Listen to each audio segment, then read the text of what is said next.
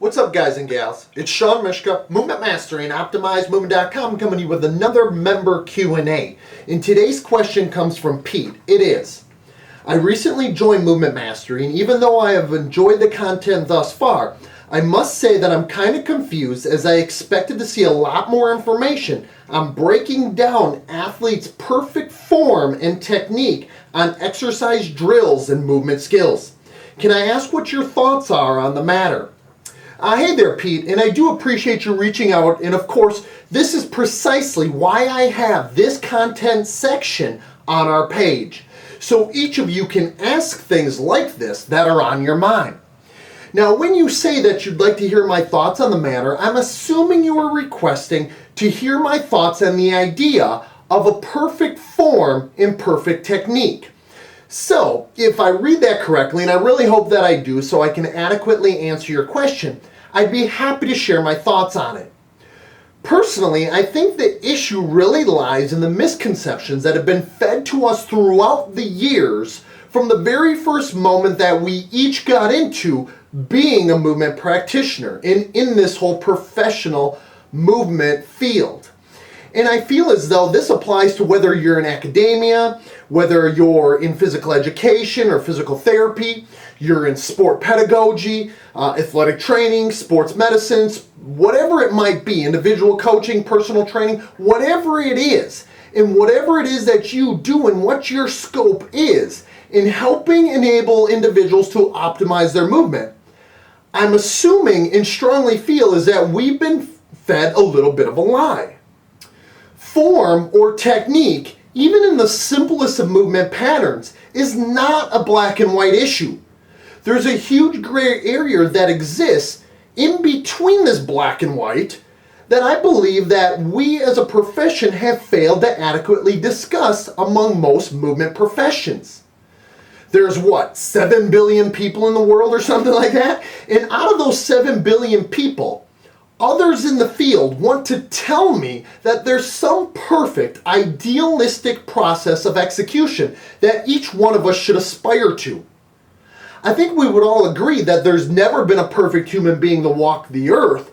So who was this model for this quote-unquote perfect form or technique? We've been repeatedly told that for the execution of any movement pattern, there's going to be some technical model that we all must follow that is representative of the most optimal processes of execution that will apply for each and every individual. Well, I simply call bullshit on this proposal. Among other things that we're going to discuss shortly, if we look at most sports, optimal movement coordination patterns can't even exist because each time the skill is performed, it has to be adapted and modified per the changing conditions of the sport demands within the environment. So even amongst our most elite of performers, those individuals will display a pretty large and extensive amount of intra-individual movement variability in their execution. So how can we rely on some preconceived notion and image in our mind of an idealized perfect form when we're talking about inter-individual movement variability?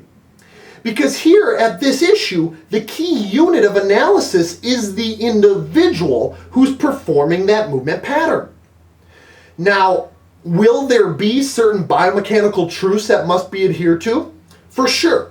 Are there certain movement actions occurring during the execution of any respective pattern and skill that should be avoided, as it could be deemed dysfunctional and then further lead to injury for that athlete?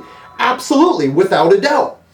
And if we see an athlete who has inefficient use of energy during their execution, or they might be leaking a tremendous amount of energy, or they have pain during that execution, or they're not able to adapt that pattern to conditions of their sport, should changing aspects of that execution then be something that we aspire to through our practice activities in our coaching and teaching communication?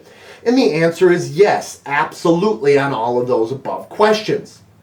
However, in my mind, there is no way of knowing, at least with what I know now, that anyone can possibly tell me that if I want to perform any given movement skill at the highest level of potential aspirations, that I absolutely positively have to perform and execute that movement skill exactly per some example model that has achieved the highest levels of qualification in that particular skill.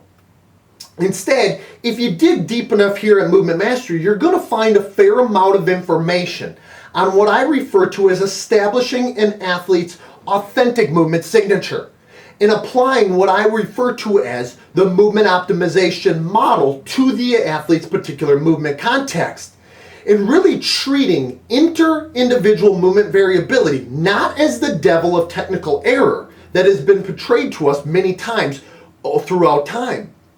So whether we're talking about an exercise like a lunge or a squat or a bench press or whatever, or whether we're talking about a movement drill like a pro agility drill or even a broad jump or a discrete skill such as that, or the execution of a movement pattern and skill like acceleration, deceleration, maximum speed, change of direction qualities, or jumping skill or something of the like.